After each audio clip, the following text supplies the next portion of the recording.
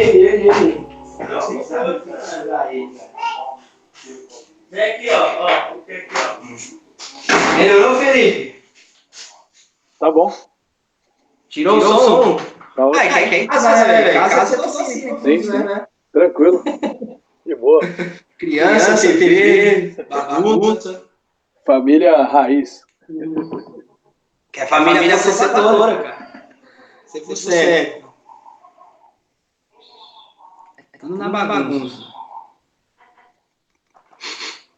A gente vai falar do quê? Vai falar de doutrinação. Também falar sobre os cursos de licenciatura, as universidades. O que aconteceu com a educação? Vamos falar de escola científica também? Pode ser. Beleza. Falar de fascismo. Pode ser também. Vamos falar o que vem na cabeça. Gabriel, pode ir?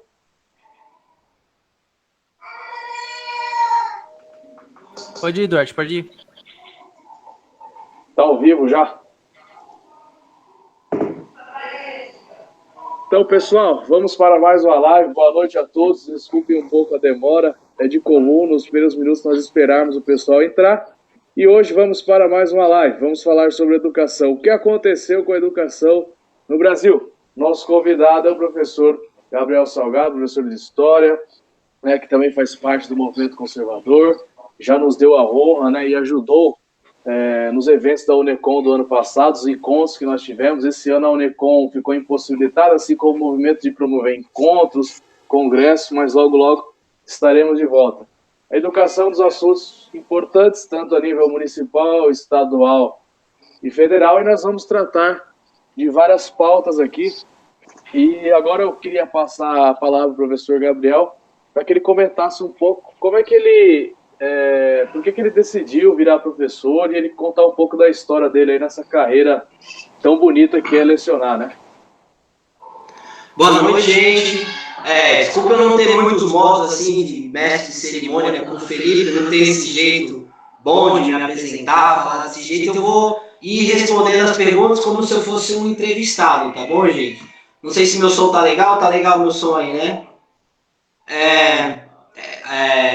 Então, assim, eu, antes de virar professor, eu sou aqui da Baixada Santista, para quem não sabe, eu sou da cidade de São Vicente, eu me formei em jornalismo. Então, minha primeira faculdade foi jornalismo. E ali, com 18, 19 anos, eu já sentia que existia alguma coisa errada na questão de hegemonia, na questão assim, eu sempre fui um aluno, na época do ensino médio, fundamental, que sempre gostava de saber a origem das ideias. Da onde que determinada ideia saía. Então, quando um professor entrava na minha sala e explicava alguma coisa, eu queria saber da onde que ele tinha tirado aquela explicação. Eu sempre fui uma pessoa extremamente curiosa para saber a origem das coisas. Eu não aceito que alguém me diga que alguma coisa é alguma coisa, sem me explicar onde que ele viu, ou da onde que ele tirou, ou como é que ele sabe que aquilo é aquilo. Então, eu sempre fui um cara que queria descobrir da onde, a fonte, vamos dizer assim, a nascente das explicações dos meus professores na escola. E fui fazer jornalismo achando que o jornalismo me daria essas respostas. Só que a experiência na faculdade de jornalismo foi inversa. O que eu descobri ali é que existia um establishment dentro da educação que me impedia de conquistar aquilo que eu quero, que era saber a origem das coisas. Eu percebia que era muito difícil encontrar determinadas origens de ideia, porque os professores não tinham uma posição de querer nos dar fontes. Eles sempre tinham uma posição de dar a opinião deles, é isso porque sim, porque eles queriam e tudo mais. Eu não tive, na época, uma visão abrangente o suficiente para entender o porquê daquilo acontecia, mas eu tinha uma desconfiança de que alguma coisa estava errada ali na faculdade, porque eu percebia que todo mundo ali queria me forçar a pensar de um jeito. E depois da faculdade de jornalismo, já vendo que estava desanimado com a área, eu não tinha pretensão de trabalhar com jornalismo, vi coisas assim nas minhas experiências como jornalista que me fez não gostar da profissão. E aí eu descobri o True Outspeak, né? Fui descobrir o True Outspeak, que já era antigo naquela época, que era o programa do professor Olavo de Carvalho, e comecei a me tocar onde que estavam as origens, as fontes, que eu tanto procurava na faculdade e não me entregavam. e comecei a, acompanhando o Trotspeak do Olavo e acompanhando o trabalho do Olavo, eu comecei a abrir um leque de livros e de fontes de conhecimentos que eu sempre busquei a vida toda e nunca tinha encontrado. Quando eu encontrei esse conhecimento, eu percebi que da onde eu vim, de periferia, assim, uma pessoa comum, de bairro, como qualquer outra pessoa, eu percebi que provavelmente outras pessoas passariam pela mesma coisa que eu passei. Então me deu vontade de ser professor. E meio que encurtar o caminho que eu tive que percorrer em longos anos, encurtar esse caminho e ser alguém lá na adolescência, para uma pessoa lá de 15 anos, ser alguém para dizer, ó, o livro que você quer achar sobre as ideias que você quer encontrar é esse, tá aqui. Eu quis ser, eu me tornei professor já com um plano na cabeça de me tornar aquela pessoa que vai levar os livros e as fontes de conhecimento e informação que eu percebi que foi me negada. Deixaram ausente da minha formação. E aí me motivou, assim, a maior motivação que eu tive como ser professor, eu já entrei meio na briga mesmo, já entrei para brigar, para ocupar espaço. Já tinha, antes de ser professor, eu já tinha tanto lido Olavo de Carvalho, como já tinha lido Antônio Gramsci também. Já conhecia os dois, e já conhecia toda a explicação do Olavo sobre o Antônio Gramsci, e falei, é isso que eu tenho que fazer. Eu tenho que ser a formiguinha que ocupa espaço, para dar oportunidades a outros adolescentes que eu não tive quando eu era adolescente. De contar, ó, isso aí que o professor está dizendo, saiu daqui, ó. É desse livro, é desse lugar. E geralmente os professores não contam mesmo, eles colocam como se fosse mera reprodução. Os professores veem uma ideia na apostila, eles repetem, tá lá sem refletir, sem se dar conta de quem é que colocou aquelas ideias ali na apostila. Minha motivação foi mesmo participar dessa guerra cultural que a gente já está vivendo há bastante tempo. Perfeito. Espera mais um pouquinho aqui que o nosso editor vai resolver um pequeno probleminha aqui, rápido. Sem problema.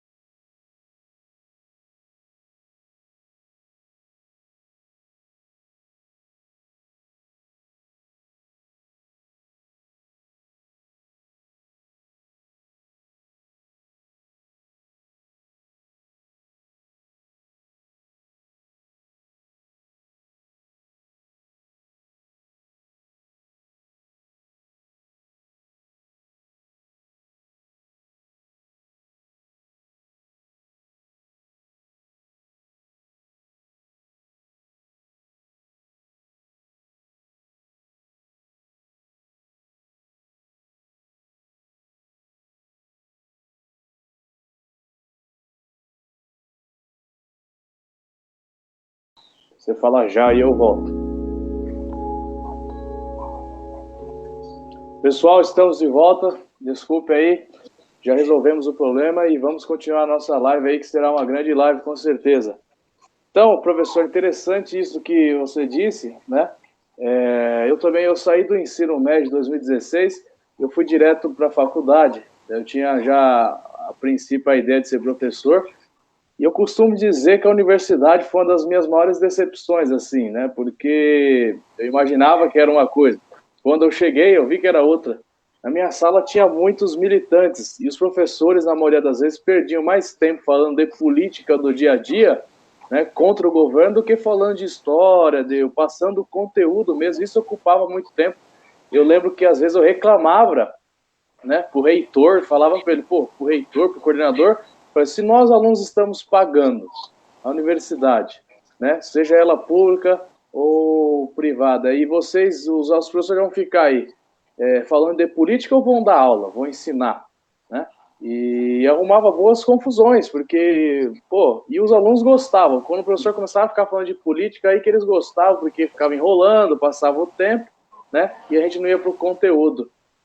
E é uma maneira de não fazer nada, né? É uma maneira de fazer nada. E tinha uma professora minha que chamava até para manifestação, né?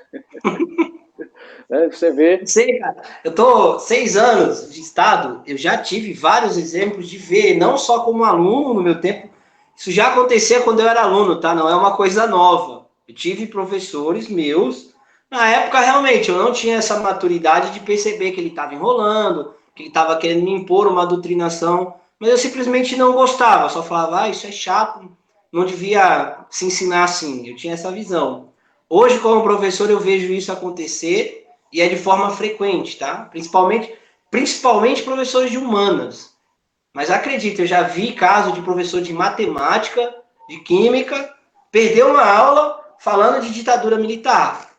O cara é de matemática, é de química e está querendo falar de ditadura militar. Eu já tenho exemplos. Denúncia, aluno que vinha me falar o que o professor fazia, aluno que filmava, mas que tinha medo. Não queria postar, não queria mostrar, porque tinha medo. Tive casos já de alunos, ex-alunos que vieram, alguns até chegaram até a conhecer o Miguel Najib. Teve aluno minha que conheceu o Miguel Najib, foi denunciar para o Miguel Najib a perseguição que sofria na escola, com a professora xingando.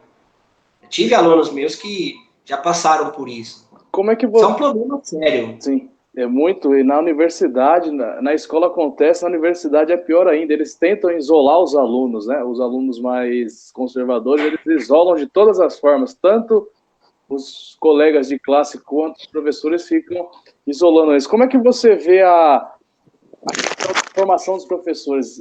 Parece que os cursos de licenciatura, a cada ano que passa, vão piorando, né? E deveriam ter muitos problemas. A bibliografia, agora a gente pega a nossa área de humanas, tem problemas na bibliografia, né?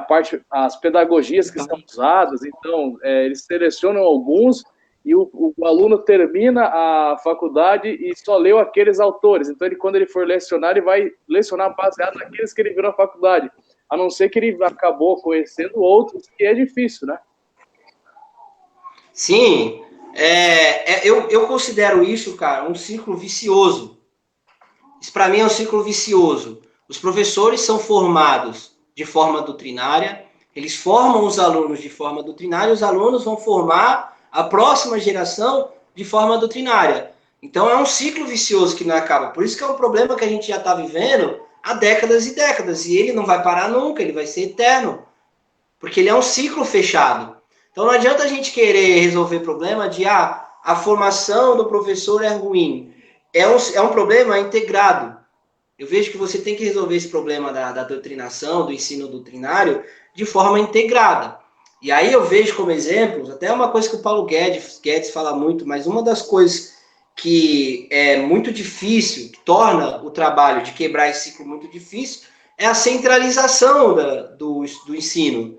Se você centraliza o ensino, fica muito mais difícil você quebrar. Então, se você tem um currículo dizendo o que a molecada tem ou não tem que aprender, a partir do momento que a esquerda toma o poder, ela decide que só os livros delas é que são, como esses caras como Castanhari, Felipe Neto gosta de dizer, só o livro deles são ciência. Ah, não, isso aí é ciência, ou tal do academicamente reconhecido.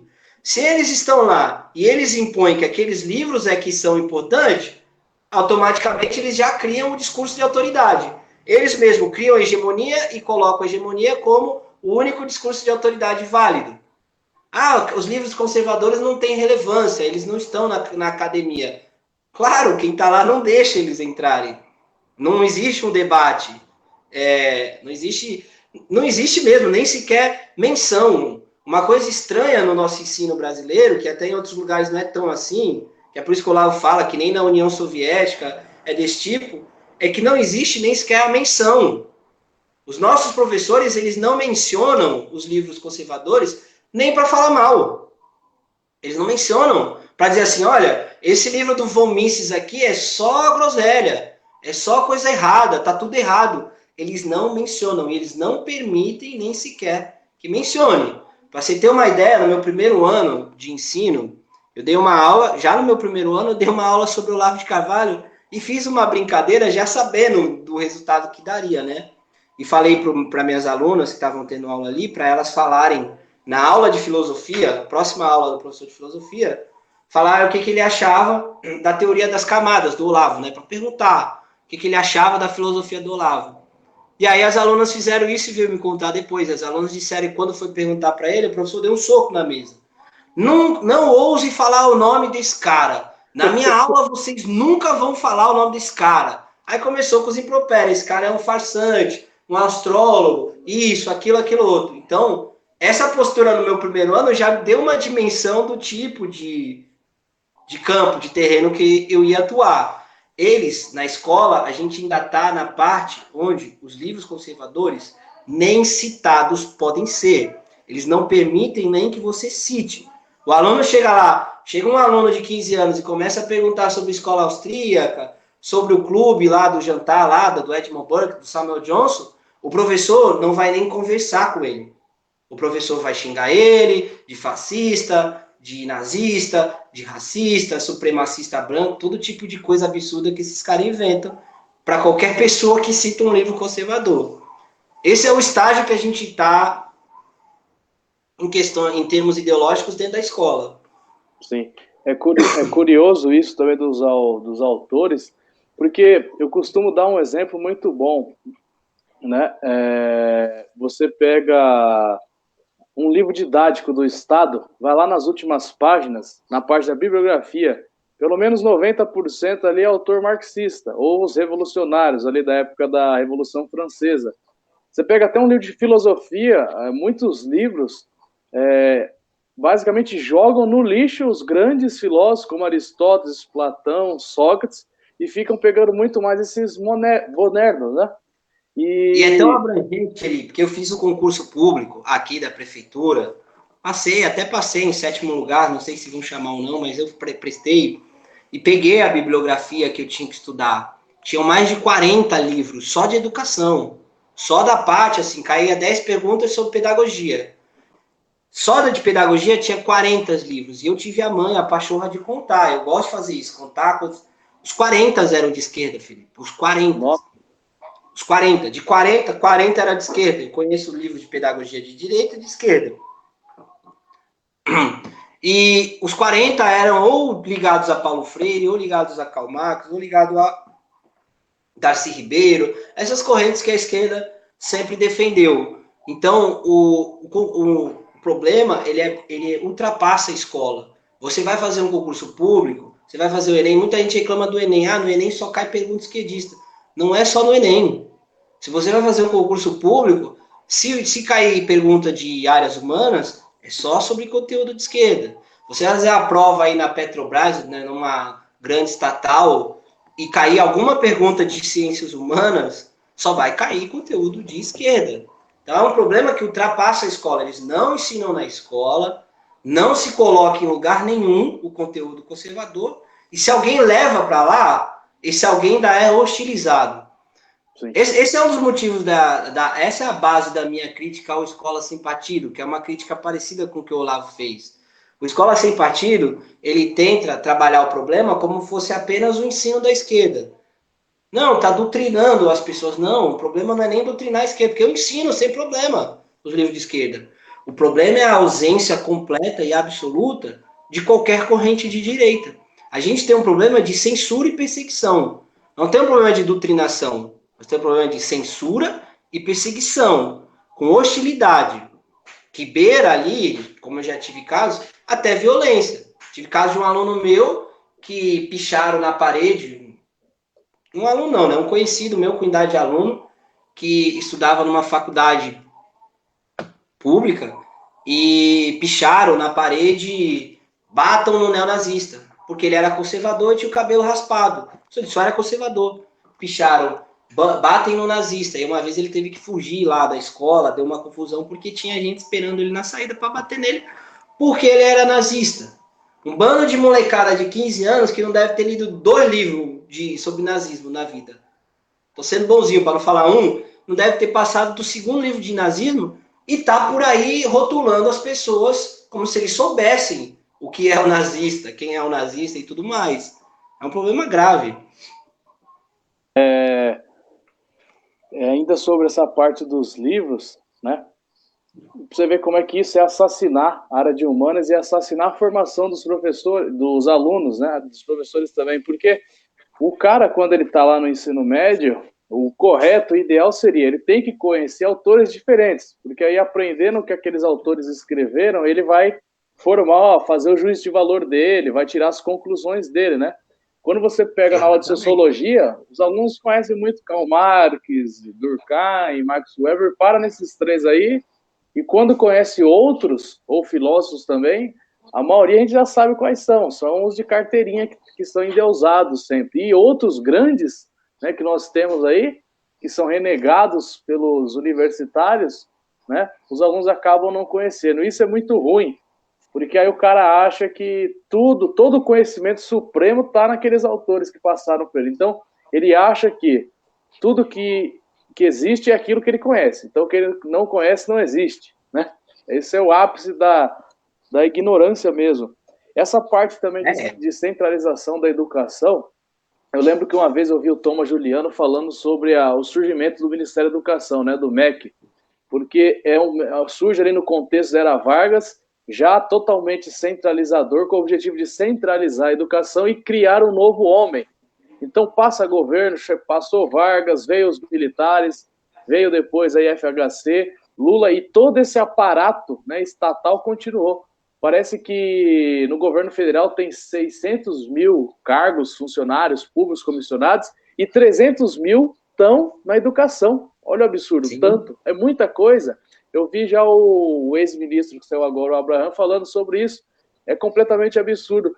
E as cidades, né, a gente pode até trazer um pouco a discussão aí para a sua cidade, para mim, as cidades ficam reféns, né, o Estado já fica bem refém, né, dos currículos nacionais, né, dos fundos nacionais, aí quando a cidade não tem muito o que fazer, isso que eu estava vendo aqui em São Roque, o prefeito consegue, junto com o seu diretor, o secretário de Educação, mudar uma coisa ou outra, né, mas ele fica engessado, vem até a verba certa, e ele tem que aplicar aquela verba ali, já era, vem tudo centralizado de Brasília, então se o governo comete um erro lá em Brasília, atinge o Brasil inteiro, vai todo mundo pro buraco junto.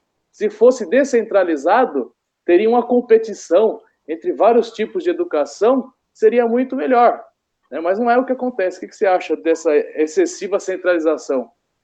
Então, exatamente, esse é o início, é a base de todo o nosso problema, que como você falou, vem lá do Getúlio Vargas. Eu estava relendo hoje, né, que eu já imaginei assim, vai que eles tocam no assunto, porque está na moda, está na pauta, e eu fiz a palestra no Unicom sobre nazismo, fascismo, vai que eles citam sobre fascismo, querem que eu fale alguma coisa, eu fui reler de novo para dar uma lembrada no Giovanni Gentili. Aí eu me lembrei de uma coisa que eu tinha até esquecido. Antes do Mussolini ganhar o governo, o Giovanni Gentili já tinha promovido uma série de reformas na educação. Então, antes mesmo do Mussolini, na época que eles eram marxistas, o Giovanni Gentili fazia palestra, era influente, e ele tinha passado no Congresso um pacote de reformas do ensino. E nesse pacote, os conteúdos, eles sempre visavam a nacionalização, chamavam de nacionalização de ensino, e a centralização do ensino. A Itália se formou como país no século XIX como uma junção de vários reinos. Então eram vários povos que pensavam completamente diferente. Um dos caras que conseguiu dar uma unidade nacional para a Itália, uma ideia de que todo mundo tem que pensar igual, foi o Giovanni Gentili, que é o filósofo mais famoso, o pai do fascismo. Então, o MEC, como o Thomas Juliano fala no documentário Com Razão, a própria ideia de ter um Ministério da Educação, desculpa, a própria ideia de ter um Ministério da Educação já é fascista, em essência. Quem conhece o fascismo sabe, bom, isso é uma ideia que os fascistas criaram e apostaram. E não é à toa o Getúlio ter criado isso. Passou-se 70 anos, desde o Getúlio, já vamos para 70 anos, foi embora e a gente ainda está com a mesma coisa. Os fascistas ainda estão controlando a nossa educação. Os caras morreram há quase um século e eles ainda ditam como é que a gente se educa. É isso que eu acho a grande ironia do nosso tempo. O fascismo se tornou a coisa mais malvada do mundo e, ao mesmo tempo, a coisa mais influente do mundo. Porque quem estuda fascismo, que nem eu que me dediquei a estudar fascismo, conhece a essência, enxerga ele por aí. Fala, pô, isso aqui os fascistas defendiam. Isso aqui os fascistas diziam. E a gente está na época dos antifascistas, eu gosto de chamar assim. Estamos na época dos antifascistas que imitam os fascistas. Eles imitam os fascistas para ser antifascista. Inacreditável. É a graça da nossa geração. Aproveito aqui e mando boa noite para aqueles que estão assistindo. Thalice, Simone, Luiz, Adriana, Marcos Caveira, Cícero Faustino, Thaís Gomes, Eduardo Henrique. Forte abraço aí para todos que estão assistindo. Curtam, compartilhem, façam perguntas. Eu estou anotando as perguntas aqui no cantinho. Daqui a pouco a gente começa a responder algumas. Já deu... Ainda a live está no começo, ainda deu uns 20 minutos aí, tranquilo. Vou mexer na câmera só um pouquinho, tá, Felipe? Beleza, tranquilo. Uma coisa também que nós poderíamos abordar, porque pegando a questão do MEC, a formação dos professores, a formação dos alunos, tudo isso acaba chegando, né, fazendo com que o Brasil fique sempre nos últimos lugares, né, nesses testes internacionais. Eu comecei a lecionar no estado este ano, é muito angustiante, e a gente eu fico muito preocupado, eu tento ajudar de todas as formas. Você pega o aluno no primeiro, segundo, terceiro colegial, ele não consegue escrever direito, não consegue interpretar direito. Lembro ano passado, quando eu estava no estágio, que a professora me deu uma liberdade, eu peguei um livro didático de história, falei para o aluno, leia esse pequeno trecho aqui. Aí depois que ele leu, isso no 7º ano, falei para ele, explique. Ah, não sei. Falei, lê de novo. Ele leu. Eu falei, explique. Não, também não foi. Então, o cara lê aquilo, lê várias páginas, lê um texto e não consegue entender, não consegue dar um significado, não consegue dar um conjunto. O que quer dizer, o que quer transmitir aquele texto ali, né? Então, os alunos, infelizmente, não conseguem escrever direito, não conseguem interpretar direito. Então, quando nós estamos lá no ensino médio, eu quero para ele ter aprendido lá no primeiro ano, segundo, terceiro, quarto ano, quinto ano, né? Ele não aprendeu. E a gente tem que sempre, igual o Olavo até comenta, a gente tem que sempre voltar nos preceitos básicos. Então, ele está lá no primeiro colegial, segundo, terceiro. Quando você passa uma redação, você tem que começar a ensinar, às vezes, alguma coisa de gramática. Você tem que ficar, coisa que poucos tem. Eu duvido que grandes potências aí na área da educação tem algo parecido com isso, né? E para reconstruir, refazer todo esse trabalho, porque o que fizeram com a educação brasileira, meu Deus, vai muitas décadas. Como é que você vê essa questão que toda vez nós ficamos nos últimos lugares nos testes internacionais? Então, isso é muito atribuído ao socioconstrutivismo, né? O Nadalin, né? O Carlos Nadalin, que a gente ficou no aguardo aí se seria o novo ministro da educação ou não, ele passou muitos anos batendo nessa tecla, que o nosso problema começa lá na alfabetização, porque o socioconstrutivismo, diferente do que a gente pensa, ele entra lá dentro. Ele vai lá na criança de 6 anos e já começa a agir. O Paulo Freire já age lá no começo, quando você pega algumas metodologias que os professores usam, no sentido de dizer para a criança, faz o que você quer, o que você acha disso? Achando que a educação é uma coisa meramente intuitiva. O socioconstrutivismo tenta criar a inteligência humana como se ela fosse intuitiva. Como se o cara, para ser inteligente, só basta querer. Não, eu quero ser inteligente, então virou inteligente. A gente chama de inteligente e você fica inteligente. E não é assim. O processo de ensino e aprendizagem é uma coisa mais complexa.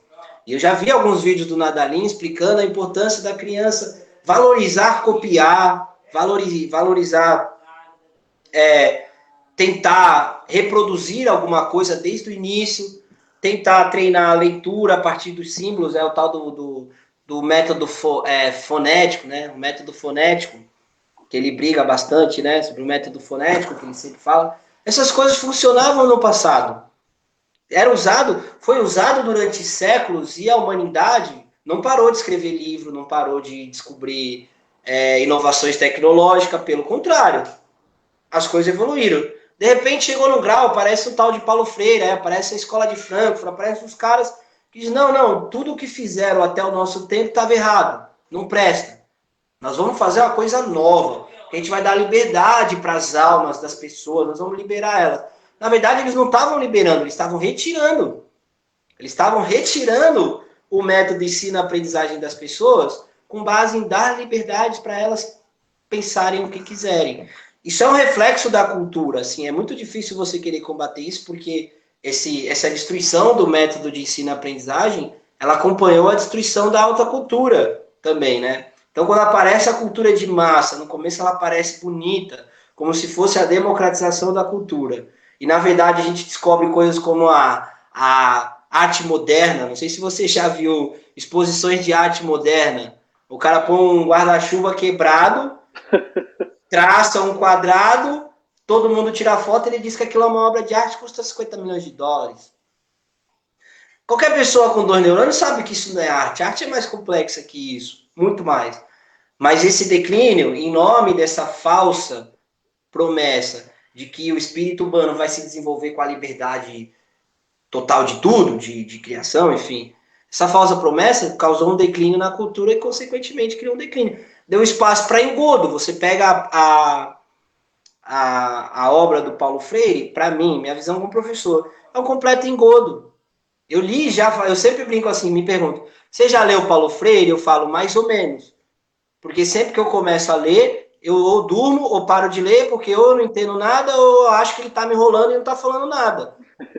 Eu leio o texto do Paulo Freire e falo, esse cara ou ele está querendo me engabelar, ou ele está falando, não está falando nada.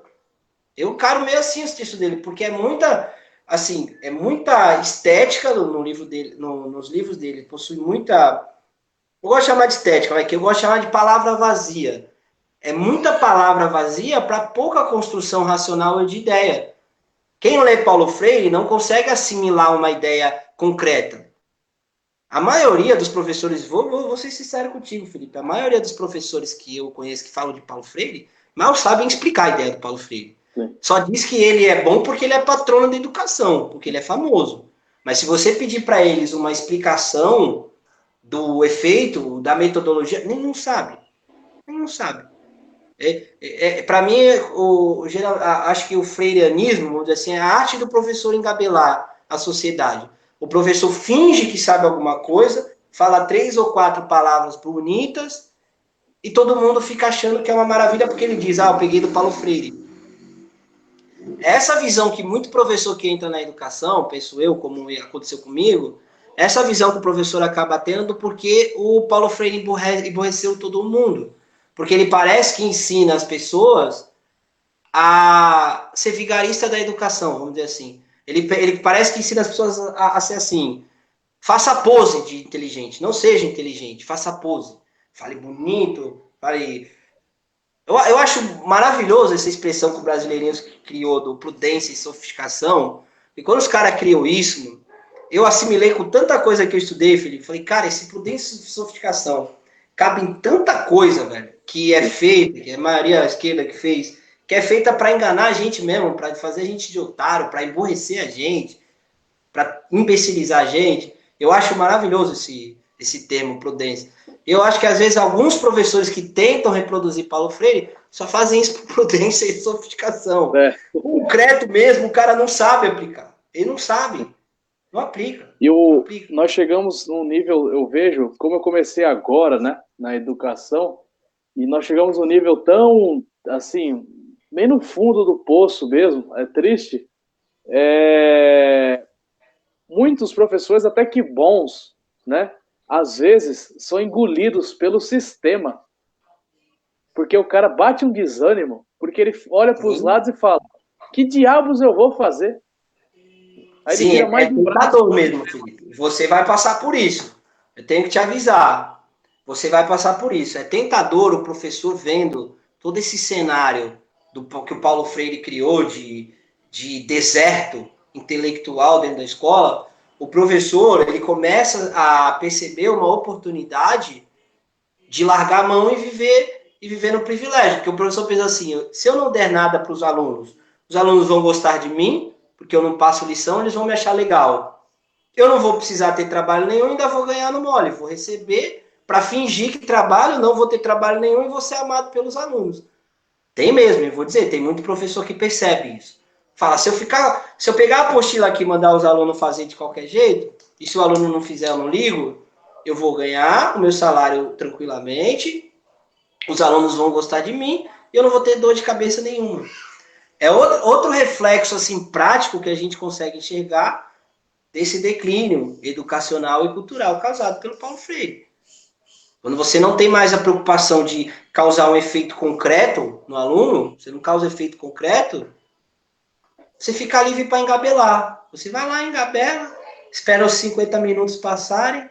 Às vezes você nem consegue, por mais que você possa ter iniciativa, ser perseverante, tem aula que os alunos estão tão não querendo fazer nada, que você acaba cedendo e fala, tá bom, eu não posso pegar os caras pelo braço, dar uma porrada neles e obrigar a fazer lição, não posso. Então eu desisto. Então ninguém faz nada, eu ganho o meu e vou para casa. Esse é outro efeito que acontece também, que aconteceu. Você acha que tem muitas diferenças do que acontece no ensino privado, tipo em escolas como Objetivo, Ângulo, para escolas estaduais, municipais, a rede pública ou não? Acontece coisas parecidas também. Eu acho que em termos assim, os professores que eu conheço são iguais. Se você pegar os professores, eles são os mesmos. Talvez o que a gente possa analisar assim, a diferença pelos casos que a gente conhece, é que talvez os alunos, né, a família dos alunos possuem uma postura diferente. O brasileiro tem uma mania de pensar assim, se eu pagar alguma coisa, eu tenho o direito de cobrar. Mas se o governo me dá, não tem problema, porque o brasileiro acha que não paga também. Eu vivo falando isso para os meus alunos, vocês acham que vocês não pagam a educação de vocês? Vocês pagam. Eu estou recebendo dinheiro público do imposto do pai de vocês, da mãe de vocês. Não existe almoço grátis, como dizia já os austríacos, né? Não existe almoço grátis.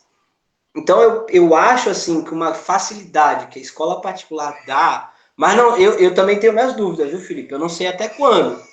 Porque você pega hoje alguns resultados de escola particular que são péssimos também, são pífios.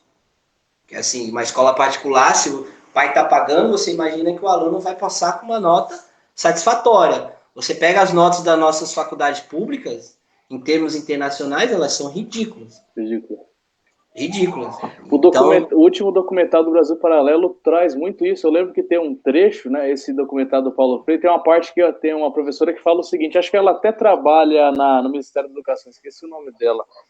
Ela fala o seguinte, que, em média, o aluno rico do Brasil, que está na escola particular, quando ele é comparado ao aluno pobre de outros países, de potências ou semi-potências, ele perde.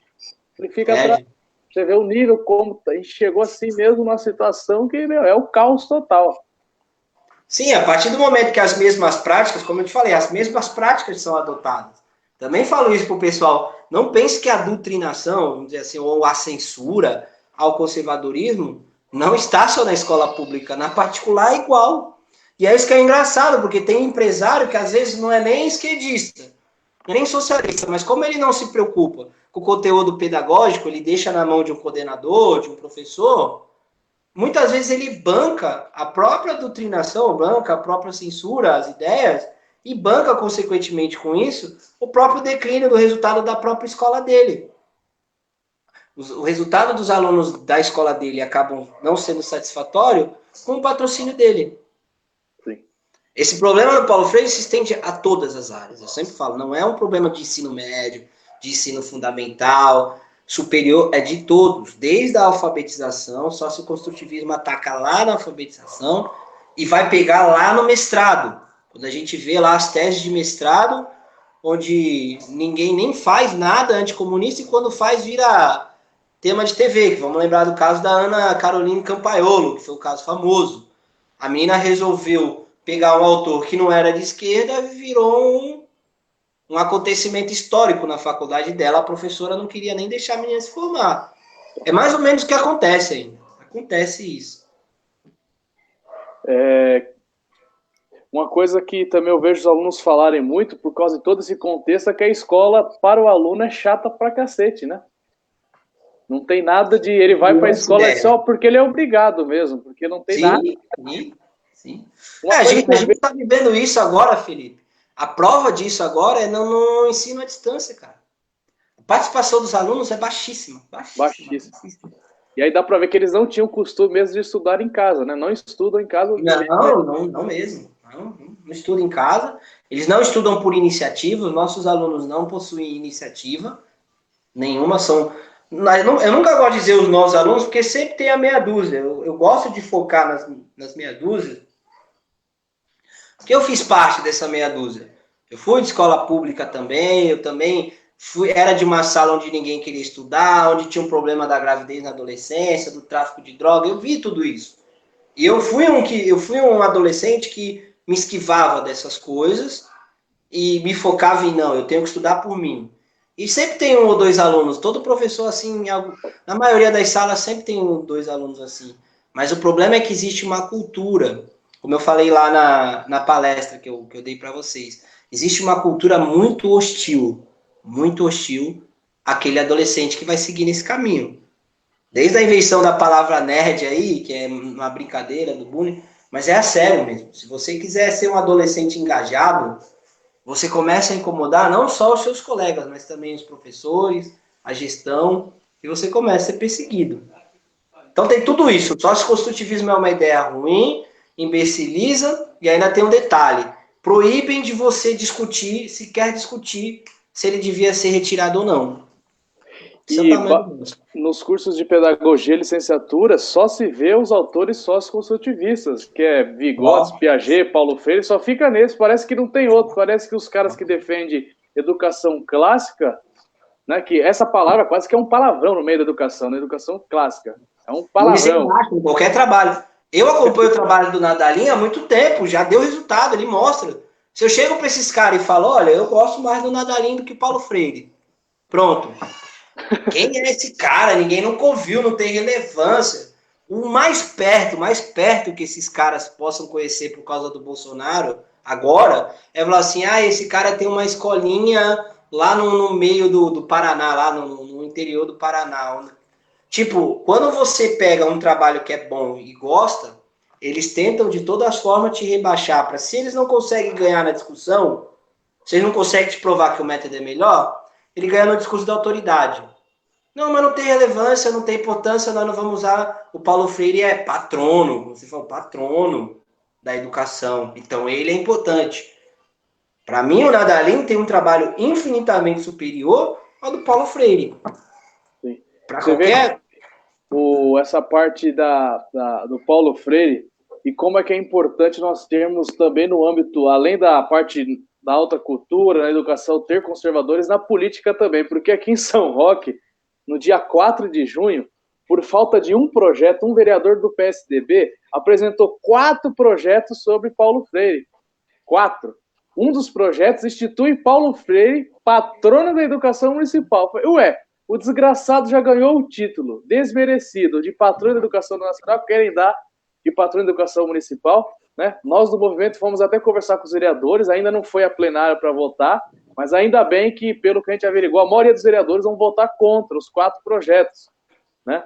E eu até escrevi um arquivo referenciando, falando que Paulo Freire não deveria ser referencial para nenhum desses projetos de lei, nem para a educação, e que seria muito melhor pensar em outros nomes, ou nem pensar em nome nenhum, ou refazer os projetos e esquecer esse negócio de se basear em Paulo Freire, né? Você vê que se tem um vereador, vereadores conservadores, os caras nem entrar em discussão.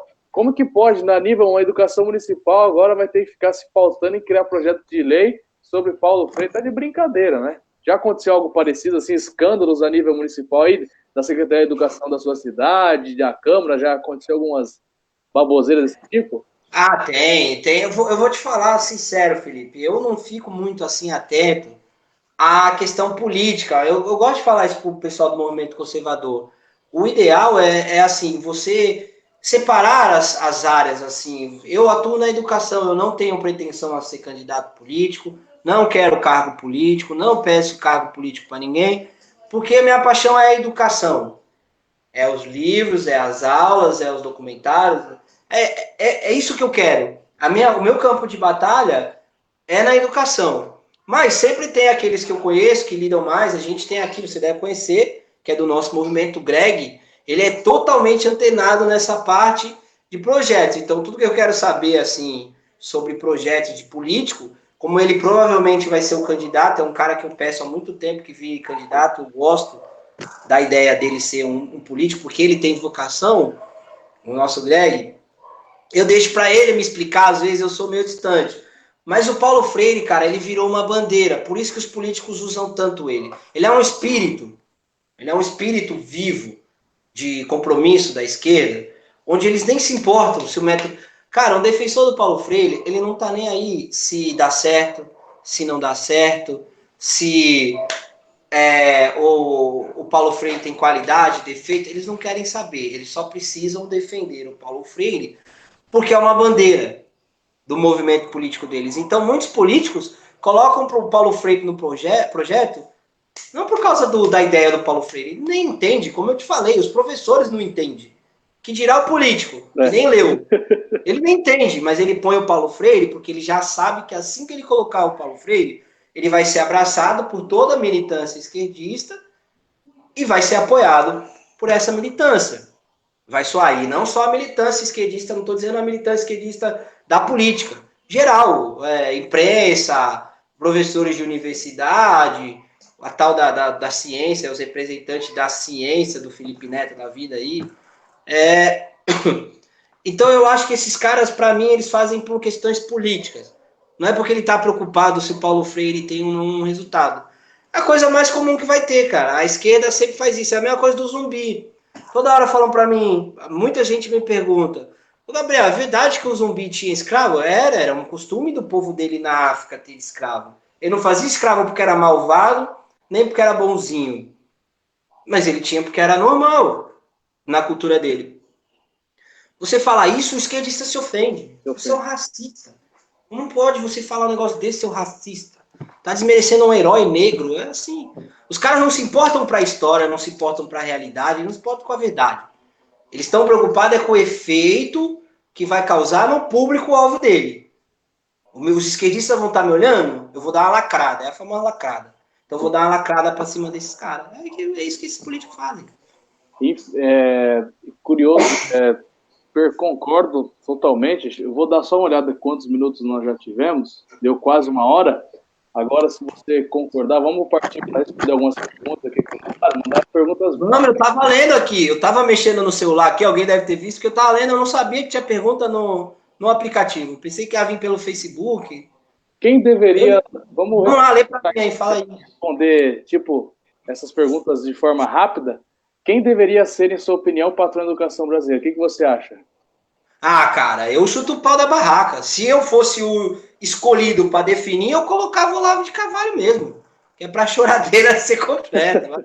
Como pode? Mas eu acho que o Olavo de Carvalho, até hoje, mesmo ele dizendo, o maior filósofo é o Mário Ferreira dos Santos, mesmo ele falando, eu acho que nenhum autor conseguiu produzir na prática um efeito tão avassalador como o Olavo, nem do passado. Então, assim, eu admiro demais o trabalho dele. Independente, eu não ligo para essas frescuras. Olavete, idolatria, tudo palhaçada, tudo pose. Se levar em consideração a prática, eu, como professor, tudo que eu li, eu nunca deixo de esconder de ninguém isso. Eu só li por causa do Olavo. Foi o cara que me deu os livros. Hoje, se eu sou um dos poucos professores de história que sei falar sobre os autores fascistas, nazistas, lá do início, sobre escravidão na África, que muita gente ignora, foi porque o Olavo me deu isso. Então, para mim, como meu trabalho de professor, o professor mais importante que eu tive, e que eu acho que foi mais importante para a educação, é o Olavo de Carvalho. Eu acho que conservador não deveria ter vergonha de falar isso não, cara. Sim. Porque conservador no Brasil nem existiria se não fosse o trabalho intelectual do professor Olavo. Eu acho que a gente tem que parar com essa frescura. Se eu falar Olavo, vão me chamar de fanático, de idólatra. Tem que parar com isso e não ligar para isso não. E uma coisa que eu gosto de pensar também do trabalho do Olavo, ele conseguiu formar tantos intelectuais, a Universidade Brasileira não consegue formar um. E ele conseguiu formar Exatamente. Um monte. Eu vou te falar como foi minha faculdade de História, o Felipe. Eu não lia nada que a faculdade me dava. Eu já conhecia ali de antes da faculdade, era tudo besteira. Não lia. Eu lia só os livros que o Olavo passava no ProSpeak. Se eu falar para tu sinceridade, eu entrei no EAD para pegar o diploma, porque a burocracia manda. Mas quem me formou em história, por causa dos livros, foi uma espécie de EAD também, porque eu tive que estudar ali sozinho. Mas quem me deu os livros reais foi o Olavo, cara. Foi o Olavo. E eu considero o Olavo até os acessórios dele. Eu nunca vou permitir um Flávio Morgenstern, é um cara que eu li muito, apesar de ser bloqueado na página dele, é um cara interessante. Tudo que ele fala lá, cara, foi o Olavo que deu para ele. Ele sabe disso. Todos esses caras intelectuais, o próprio Nadalim, eu só conheço o trabalho do Nadalim e vejo uma opção de alfabetização além do Paulo Freire, porque foi o Olavo que mostrou para mim o Nadalim. Eu acho que a direita tem uma dívida eterna. E quando esse cara morrer, daqui umas décadas, nós somos jovens, nós vamos ter que ter essa hombridade, essa honestidade de dizer, olha, tudo que a gente fez, quando a gente chegar lá no nosso destino final, tudo que a gente fez, o start, começou com o Olavo, cara. Eu valorizo esse cara pra caramba. O Marcos Caveira, que é do Movimento Conservador, falou assim, comente um pouco da frase do comunista na época do regime militar. Para que a esquerda tome poder, temos que doutrinar os jovens. Aqui ele deve estar falando sobre Antônio Gramsci, né? O processo de revolução cultural. Todos os doutrinários de totalitarismo, Felipe, o Giovanni Gentili começou pelo ensino, o Alfred Rosenberg também dizia, o doutrinário do nazismo, pelo ensino, na União Soviética, educação de bloco, o George Lukács, lá da Hungria, o cara que também reformou o ensino húngaro para enfiar comunismo. A Hungria, pouca gente percebe assim as relações de causa e efeitos que acontecem da ideia para o mundo prático, mas quem estuda, quem é de história, percebe. O George Lukács é o cara que reforma o ensino. Ele tem uma ideia muito bizarra, assim, um dos textos dele que eu li, que ele fala que a educação sexual nas crianças vai ser uma coisa fundamental. E todo mundo que conhece pedagogia sabe que quanto mais precoce você ensina sexo, mais os resultados vão ser ruins. Quanto mais precoce você ensina sexo, mais a criança pensa no negócio e esquece de estudar, que é o grande problema hoje. Se a gente vai olhar os nossos adolescentes, por que eles não querem estudar? Porque eles querem fazer coisas mais interessantes. Qual é as coisas mais interessantes que eles querem fazer? Beber vodka e ir pro baile funk. Por que eles querem beber vodka e ir pro baile funk? Porque eles só estão pensando em sexo. E pouca gente sabe, mas existem autores que já pensaram nisso lá atrás. Como Herbert Marcuse e o George Lukács. O George Lukács fez isso na Hungria. Pouca gente sabe, mas durante muitas décadas, a Hungria, o Budapeste, foi considerada a capital mundial da pornografia e da prostituição.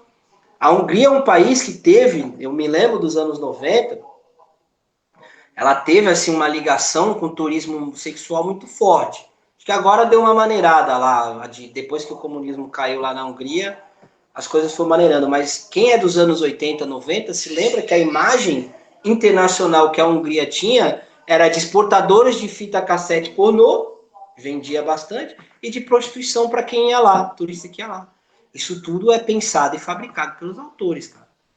O Luiz Charlot comentou assim, existe... deixa eu ver aqui. A Adriana comentou, Olavo de Carvalho sempre presente em nossos aprendizados, verdade.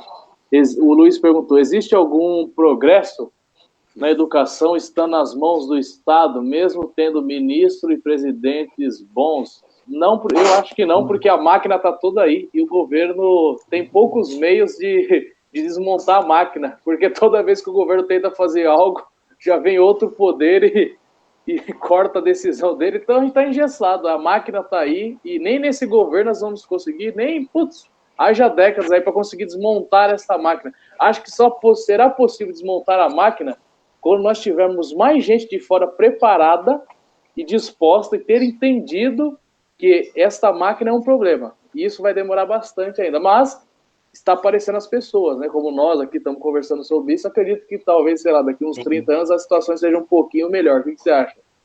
É um processo longo, Eu falo isso para as pessoas, né? É que quando a gente estuda história, a nossa percepção de leitor é como se as coisas acontecessem tudo na mesma hora, ali, uma atrás da outra.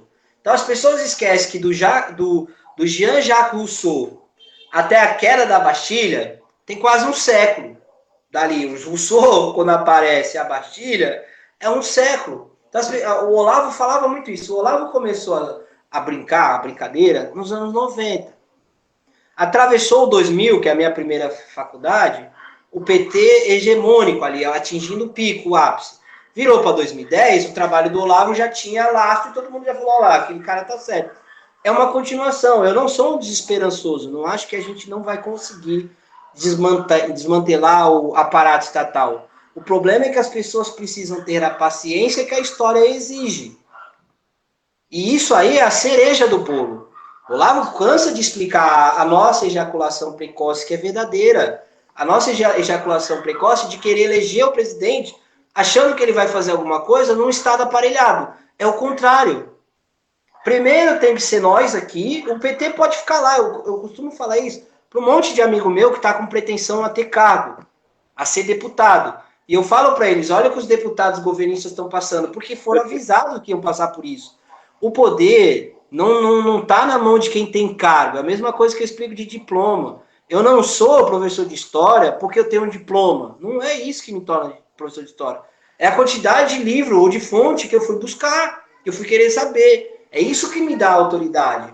Não o meu diploma. É a mesma coisa que eu explico para esse cara que quer se meter com política. O cargo não vai te dar nada. É muito melhor você não ter cargo nenhum e ser obedecido como uma liderança social do que ter o cargo e não ser obedecido por ninguém. A direita está custando a aprender isso, está demorando a aprender isso. Não precisa ganhar a eleição. Se você tiver os poderes de ação, você impede quem está no cargo e consegue fazer as coisas evoluírem e acontecer. Eu acho que isso deve ser a preocupação mais importante. O direitista não tem que ficar preocupado em desmantelar o Estado amanhã, porque ele não vai. Ele pode eleger 10 Bolsonaro, 20 Bolsonaro. Não vai. Mas ele tinha que se preocupar em começar o trabalho de ocupar esses espaços. E quando eles estiverem ocupados, aí você elege o Bolsonaro e o Brasil voa. Tem que ser assim. A Adriana perguntou quais são os livros conservadores para a história. Bom, a gente pode talvez trocar aqui alguns historiadores conservadores, né? Eu vou citar um que eu gosto bastante, que é o João Camilo de Oliveira Torres, né? Brasileiro, historiador.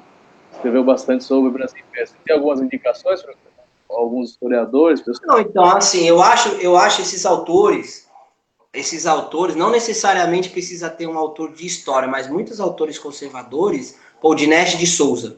Eu gosto do Dinesh de Souza, ele não é brasileiro, é americano, mas acho que o mundo inteiro tem que ler o Dinesh de Souza. O Dinesh de Souza faz o que eu tento fazer aqui há uns 20 anos, que é mostrar para as pessoas os livros originais. O Dinesh de Souza não é necessariamente historiador, mas eu acho que ele vale por 200 professores de história, vamos dizer assim.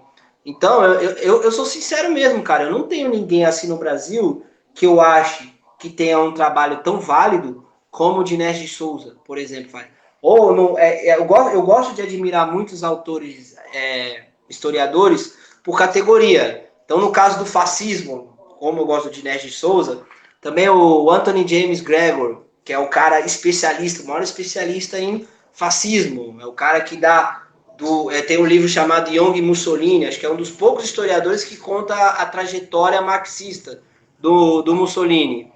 Então, eu acho que eu não tem assim um autor, vocês têm que ler um autor para ser conservador. Eu acho que o conservador deveria ler o trabalho de conservadores notáveis, de modo geral. Se você tivesse que indicar alguns autores para quem começar a entender conservadorismo, você indicaria o nosso querido Roger Scruton, que faleceu esse ano? Sim, faz parte. Roger Scruton, Russell Kirk, o Michael Oakeshott, esses caras têm que ser o ano 1. O ano 1. Tipo, o primeiro ano de conservadorismo. Mas eu gosto, Felipe. Calma aí que o neném tava aqui. Desculpa. Tranquilo. Ter criança pequena em casa é assim. Eu gosto, Felipe. Eu tenho uma característica peculiar para ensinar meus alunos conservadorismo. Eu gosto da linha cronológica. Eu primeiro gosto de explicar para as pessoas aonde surgiu uma ideia, aonde que começa o negócio.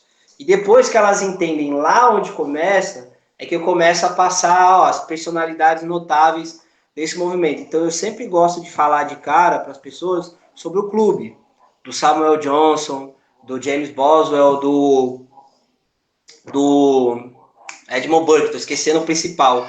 Inclusive o Adam Smith fez parte desse clube, né? O Adam Smith, que é considerado pai do capitalismo, pouca gente sabe, mas ele também montava um clube lá com os conservadores. Esses caras talvez sejam os primeiros conservadores a se autodeclarar conservador e criar um movimento conservador. Então eu gosto sempre de indicar, você quer entender o conservadorismo, começa com os caras que inventaram, lá no clube. É difícil, não tem trabalho em português sobre eles, eu tive que me matar para traduzir esses textos desses caras, eu sei. Mas eu acho interessante, eu tenho essa linha, né? Não sei se é cabeça de historiador. Eu gosto de ir lá atrás no tempo e seguir uma linha cronológica. É a minha cabeça, eu entendo, eu entendo assim. Por isso que o Roger Scruton defende essas coisas. Porque lá atrás o Samuel Johnson, o Edmund Burke já criaram as bases. É por isso que o Michael Oakeshott, o Russell Kirk, o Russell Kirk, a obra do Russell Kirk é toda baseada na obra do Edmund Burke. Então, se você faz, o Russell Kirk tem aquele 10 princípios para ser um conservador, aquilo é baseado na análise dele do Edmund Burke. Então, eu sigo uma linha cronológica, mas quem quiser ter um contato assim, já simplificado, Roger Scruton, Olavo de Carvalho vai te dar um monte de autor, mas Roger Scruton, Michael Oakeshott, o Russell Kirk, você vai aprender rapidinho. Certo. A Márcia falou Paulo Freire não. O Laércio reclamou aqui, falou, sério mesmo que é isso agora que estão falando, com um monte de assuntos atuais, pandemia, corrupção, a pele da censura? Bom, a gente fala de vários assuntos na live, e hoje a live é sobre... Eu sou professor de história, né? Eu não sou um cientista político. Vale essa lembrança. O Thalício comentou, Olavo tem razão. O Tenente Humberto Carnevale comentou, a pedagogia de Paulo Freire atende à agenda e discurso socialista.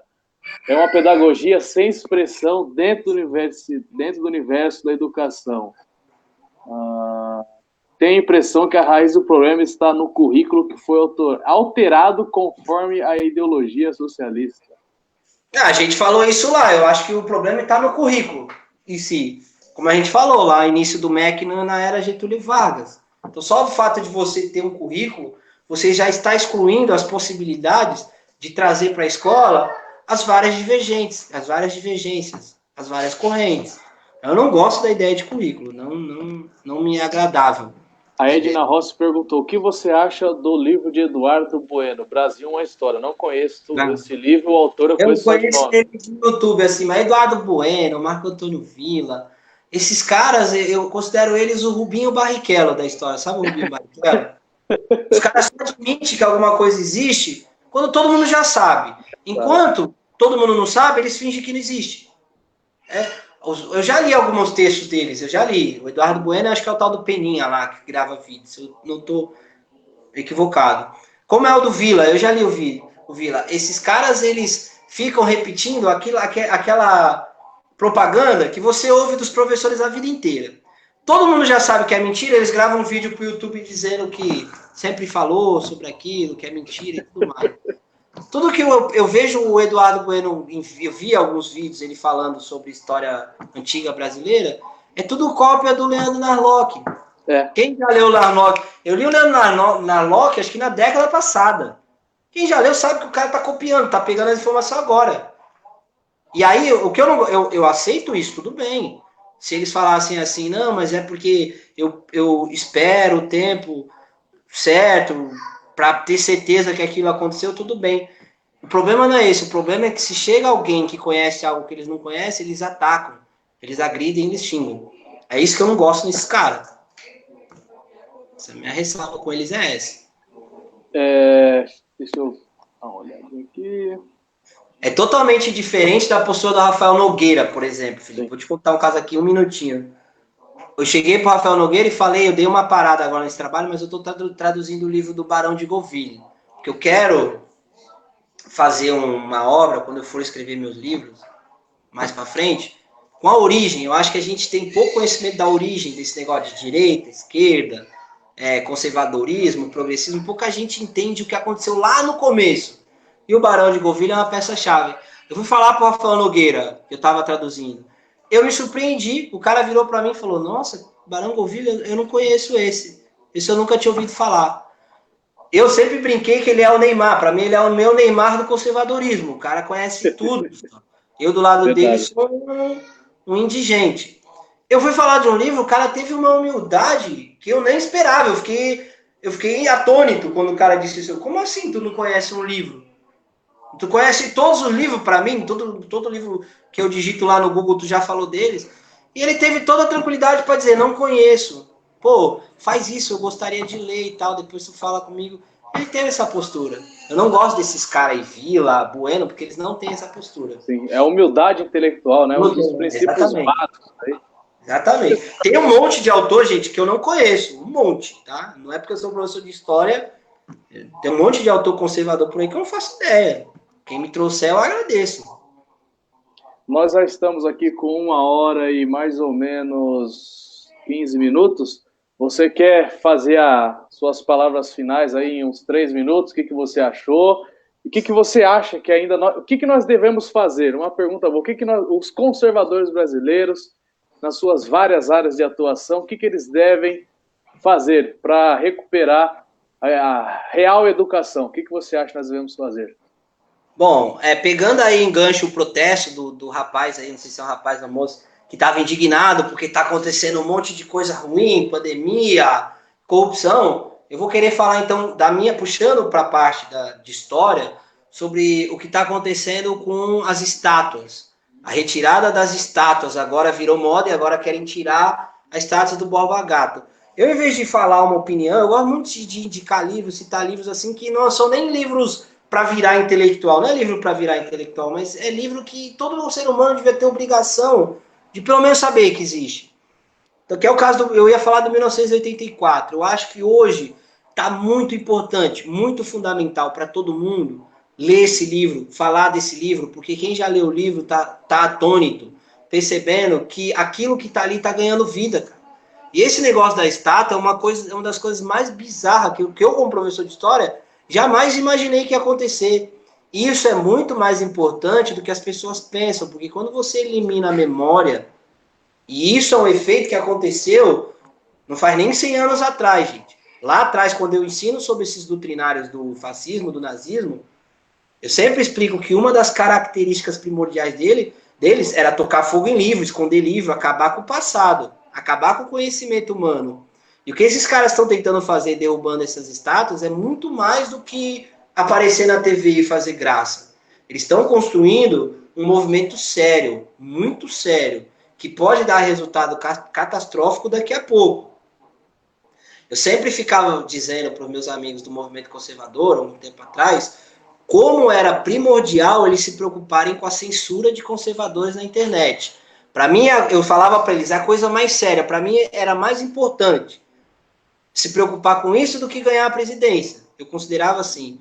Porque a internet hoje é o elo que liga o conservador à memória.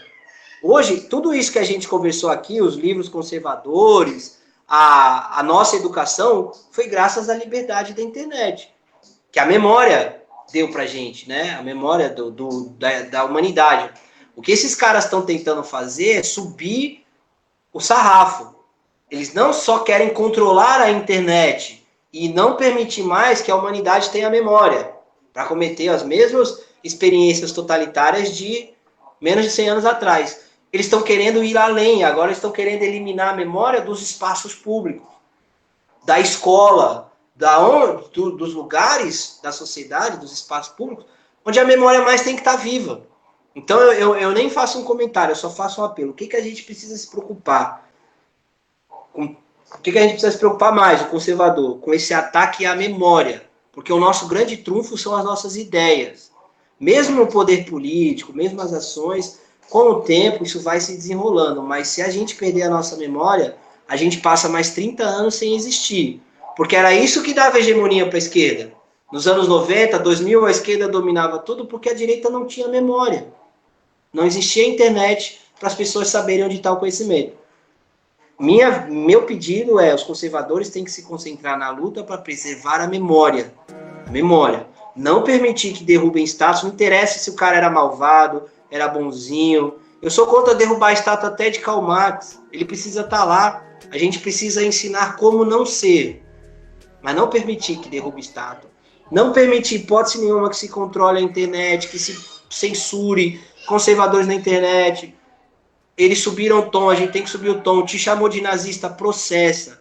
Mesmo que você perca, processa. Só a dor de cabeça que o cara tem, ele já não vai querer fazer com o outro. Perca o processo, mas processe. O cara tá te acusando de qualquer coisa? Processa. Tá dizendo que conservador é racista, nazista? Processa. Eu acho que a gente tem que entrar nesse novo combate, nesse novo momento do combate. Combater os caras com firmeza para não deixar eles destruir. Primeira coisa principal que eu acho, a memória e o nosso próprio mediação, nossa sobrevivência. Processar os caras e não permitir de jeito nenhum que se derrube estátua, que se controle a internet, nada disso. Perfeito, maravilha. Valeu, professor, também concordo, essa parte da história é muito importante, tem muita coisa acontecendo e a história não pode ser deixada de lado, né? Até me lembro uma frase aqui que eu não lembro o autor, que aqueles que esquecem o passado estão fadados a repeti-lo, acho que é algo na minha sentido. palestra aí. Hã? Tu lembra da minha palestra? Foi a primeira frase que eu apresentei no slide, Verdade. Lembra? Quem não conhece o passado está fadado a repeti-lo. Verdade. É uma frase que ninguém conhece o autor. Eu coloquei isso lá na palestra. Acreditavam Edmund Burke, mas ninguém conhece o autor. É a frase que eu acredito também, cara. Isso aí é uma das maiores motivações que eu tenho na vida, é isso. Não deixar que as pessoas nunca esqueçam o passado. Sem ele não dá para viver o presente. Sim.